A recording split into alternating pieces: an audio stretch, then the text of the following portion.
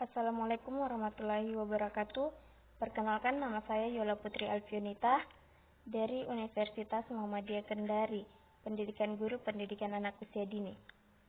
Di sini saya akan menjelaskan tentang landasan, komponen, dan prinsip pengembangan kurikulum. Pengertian pengembangan kurikulum. Pengembangan kurikulum adalah proses perencanaan dan penyusunan kurikulum oleh pengembang kurikulum dan kegiatan yang dilakukan agar kurikulum yang dihasilkan dapat menjadi bahan ajar dan acuan yang digunakan untuk mencapai tujuan pendidikan nasional. Kurikulum merupakan alat untuk mencapai pendidikan yang dinamis. Hal ini berarti bahwa kurikulum harus senantiasa dikembangkan dan disempurnakan agar sesuai dengan laju perkembangan ilmu pengetahuan dan teknologi. Maksudnya di situ, hal ini dimaksudkan agar pengembangan kurikulum yang dilaksanakan sesuai dengan apa yang menjadi tujuan dari pendidikan nasional. Perwujudan prinsip, aspek, dan konsep kurikulum terletak pada guru, sehingga guru memiliki tanggung jawab terhadap tercapainya tujuan kurikulum itu sendiri. 2. Landasan pengembangan kurikulum. Kurikulum sebagai rancangan pendidikan mempunyai kedudukan yang sangat strategis dalam seluruh aspek kegiatan pendidikan. Maksudnya di sini, kurikulum itu merupakan rancangan pendidikan yang memiliki kedudukan cukup sentral dalam perkembangan pendidikan. Oleh sebab itu dibutuhkan landasan yang kuat dalam pengembangan kurikulum agar pendidikan dapat menghasilkan manusia yang berkualitas. Nah, adapun yang menjadi landasan dalam pengembangan kurikulum yaitu yang pertama, landasan filosofis. Dalam pengembangan kurikulum yaitu akan membahas dan mengidentifikasi landasan filsafat dan implikasinya dalam mengembangkan kurikulum. Maksudnya di sini filsafat memberikan arah dan metodologi terhadap praktek pendidikan, sedangkan praktek pendidikan memberikan bahan-bahan bagi pertimbangan filosofis. Keduanya ini sangat berkaitan erat. Inilah yang menyebabkan landasan filosofis menjadi landasan penting dalam pengembangan kurikulum. Kedua, landasan psikologis. Dalam pengembangan kurikulum yaitu akan membahas dan mengidentifikasi landasan psikologis dan implikasinya dalam mengembangkan kurikulum. Maksudnya di sini dalam proses pendidikan yang terjadi adalah proses interaksi antar individu. Manusia berbeda dengan makhluk lainnya karena kondisi psikologisnya.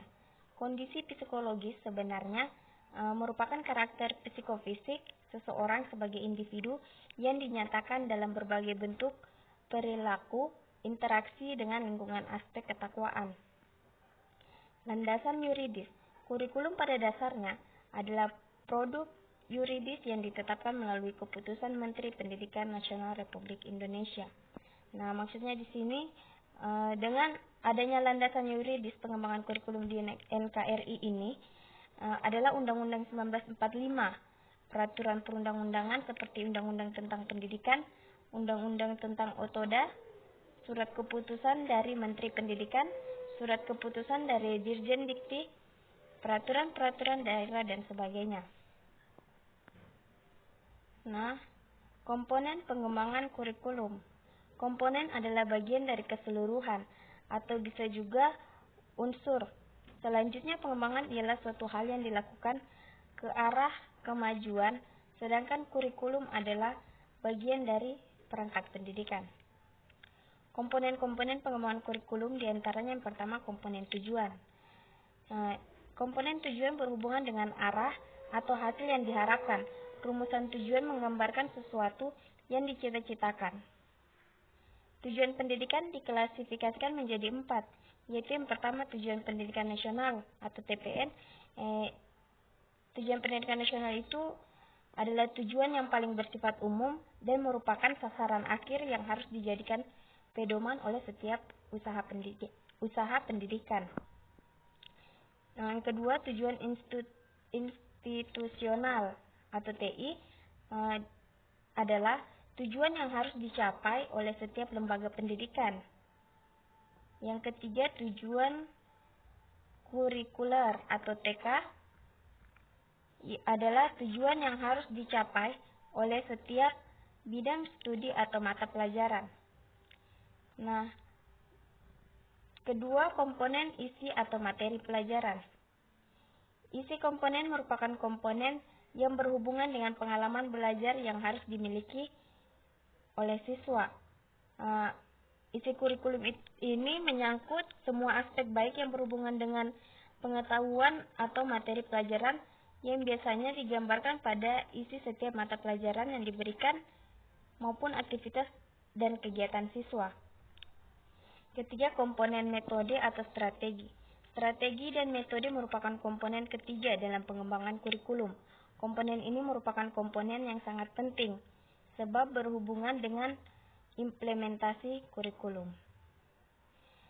Strategi ini meliputi seperti rencana, metode, dan perangkat kegiatan yang direncanakan untuk mencapai tujuan tertentu.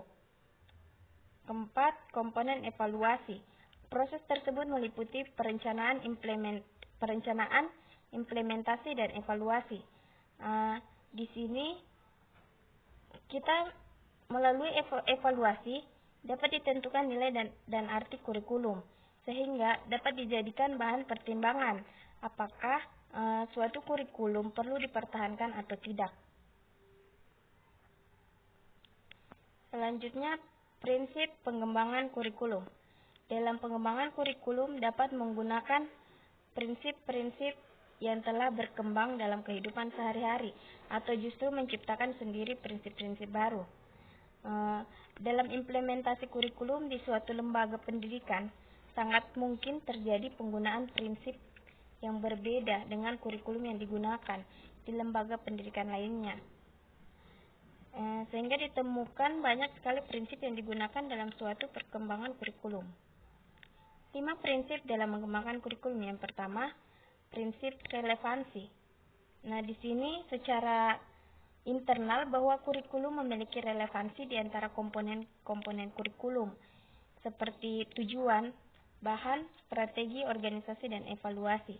Sedangkan secara eksternal bahwa komponen-komponen tersebut memiliki relevansi dengan tuntutan ilmu pengetahuan dan teknologi, tuntutan dan potensi peserta didik, serta tuntutan dan kebutuhan perkembangan masyarakat. Kedua, prinsip fleksibilitas. Dalam pengembangan kurikulum mengusahakan agar yang dihasilkan memiliki sifat lentur dan fleksibel dalam pelaksanaannya, memungkinkan terjadinya penyesuaian berdasarkan situasi dan kondisi tepat dan waktu yang selalu berkembang, serta kemampuan dan latar belakang peserta didik. Ketiga, prinsip kontinuitas. Adanya kesinambungan dalam kurikulum, baik secara vertikal maupun secara horizontal. Pengalaman belajar yang disediakan kurikulum harus memperhatikan kesinambungan baik yang di dalam tingkat kelas, antar jenjang pendidikan maupun antar jenjang pendidikan dengan jenis pekerjaan.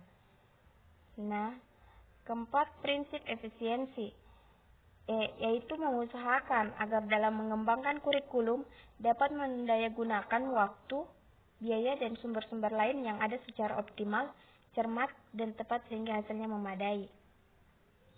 Kelima, prinsip efektivitas. Di sini dia mengusahakan agar kegiatan pengembangan kurikulum mencapai tujuan tanpa kegiatan yang mubazir, baik secara kualitas maupun kuantitas. Baik, mungkin itu saja yang dapat saya jelaskan. Lebih dan kurangnya mohon dimaafkan. Billahi taufiq wal hidayah. Wassalamualaikum warahmatullahi wabarakatuh.